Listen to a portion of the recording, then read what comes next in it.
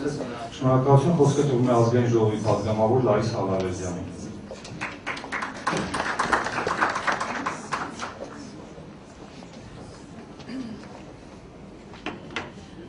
Շնորհակալություն, ինձ համար մեծ պատիվ է այս դահլիճում ելույթ ունենալու եւ ես սկսեմ նրանից, որ ես պատկանում եմ մարդկանցային խավին, որի տարապանքը փորձ ունի։ Ես ոչ միայն ռուսագիրտ եմ, այլ ռուսամշակույթ եմ, եւ ես պատկանում եմ Բաքվի հայերի խավին։ Ես բարձենում եմ, որ Բաքվի հայությունը տվել է շատ պայծառ անուններ, բայց եկեք ու տեսեք, որ հենց Հայաստան գալուց եւ դրանից միջև անգամ ավելի շուտ դու հանկարծ տեսնում ես, թե ինչ դժվար ճանապարհ ունես ինքդ քեզ վերադառնալու ճանապարհը։ Եվ ես ճիշտ ասած այդպես էլ պետք է չհասկացա, որն էր նպատակը այս օրենքների։ Քանի որ եթե մենք նայում ենք մեր գերնպատակը ընդհանրապես կրթության մասին օրենքի ներքո, հանրակրթության կամ լեզվի մասին, դա պետք է լիներ ըստ երևույթին այն ինչ որ օրենքում արդեն արձանագրված է, դա անձը որպես մտավոր, հոգևոր, ֆիզիկական, սոցիալական ինչ-որ ունակություններ եւ անձ պատրաստելու եւ քաղաքացի։ Եվ այն, որ մենք այս հարցում ահագին հետ ենք մնացել, արդյոք դա մեր հզոր լեզվի մեղքն է, թե այդ հզոր շտեմարանից չօգտվելը, արհամարելը ամենատարրական ձևերով։ Լսենք, թե ինչպես են խոսում ոչ թե կներեք այդպես ռաբիզ երգիչները, մենք փաստորեն ռաբիզ երգերից ռաբիզ քաղաքականության ենք անցել։ Այսպիսի օրենքները պարզապես խոսում են նրա մասին, որ քաղաքենություն է գրած մեր դրոշի վրա։ Հնարավոր չի պատկերացնել որևէ մեկ վերլուծություն, որտեղ ասված լինի, որ մեր լեզվով կրթություն ստանալը ավելի որակյալ եւ լավ արդյունքներ է տալիս, քան մի այլ լեզվով։ Դա ոչ թե տրամաբանության չի ենթարկում, դա չկա, դա գիտական մոտեցում չէ։ Նշանակում է, որ թողած մեր հիմնական ցավը այն է որակյալ կրթություն վերջապես տալը մեր սերունդին, մենք գնում ենք բոլորովին մի այլ եւ մեզ բավականին հեռու տանող եւ մոլորացնող մեզ իրական մեր ճանապարհից մի ուղիով։ Ես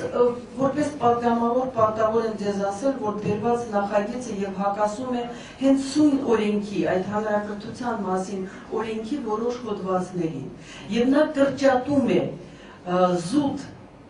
դպրոցի ղեկավարության իրավունքները։ Ես հիշեցնեմ, որ կռիվը գնում է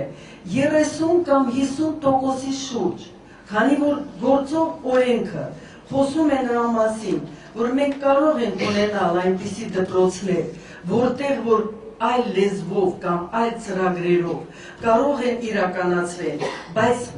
մայրենի լեզվով պետք է իրականացվի միջնակարգ դպրոցում ոչ պակաս քան 50%-ը, իսկ բարձր ոչ պակաս քան 30%-ը։ Այսինքն մենք այդ 30 ու 50%-ի վրա ենք հիմա հարձակում գործում այսպիսի օրինագծով։ Որովհետև թույլ է տրված, ես չգիտեմ դուք գիտեք օրենքը թե չէ, թույլ է տրված այլ ընտրանքային ծրագրերով ունենալ կրթություն։ Մինչև 50%-ը, մինչև 9-րդ դասարանը եւ օտար լեզուներով կամ օտար այլ ընտրանքային ծրագրերով։ Այս սա կա։ Դրա համար անհասկանալի է մենք ինչ ենք ուզում անել։ Մենք ուզում ենք ունենալ դպրոց, որտեղ որ եւ այդ 30 եւ 50%-ով էլ չի իրականացվում։ Դա մեկ հակասություն։ Երկրորդ հակասությունը հենց պարունակում է այսպես կոչված հավասարության սկզբունքը։ Ես հիշեցնեմ, որ հանրակրթության հավասար հնարավորությունները դա հոդված 5-րդի երկրորդ կետի երկրորդ ենթակետն է։ Իսկ եթե մենք ստեղծում ենք հնարավորություն 1% այսպես ունենալ, 0.5% այնպես ունենալ, մենք փաստորեն խախտում ենք հենց այս օրենքի մեջ ամրագրված այս սկզբունքը։ Եվ վերջապես մի շատ զարմանալի բան, որտեղ մենք ասում ենք, որ Հայաստանի Հանրապետության տարածքում օտար լեզուների խորացված եւ այլն եւ գրում է բացի այն դեպքերից, որոնք որ կառավարությունը ինքը պետք է հաստատի, ով իրավունք ունի օտարալեզու դպրոց բացել։ Իսկ ինչու։ Ինչու եք մենք վերապահում կառավարությանը այսպիսի հնարավորություն, եթե օրենքը պետք է գործի ուղղակի ձևով, եւ ես այստեղ համաձայն եմ մի բավական բան հնչեցված, այսպիսի օրինագիծը հակասում է մեր սահմանադրությանը հենց նրա նախաբանին, որովհետեւ այդտեղ խոսում է հռչակագրի մասին։ Ես հիշեցնեմ, որ մենք սկզբից կորցրել ենք բավականին մեծ տարածքներում լեզու, հետո տարածքը։ Ու դա շատ կարևոր է, դու կորցնում ես քո հայրենիքը, սկսած լեզվի կորցնելուց։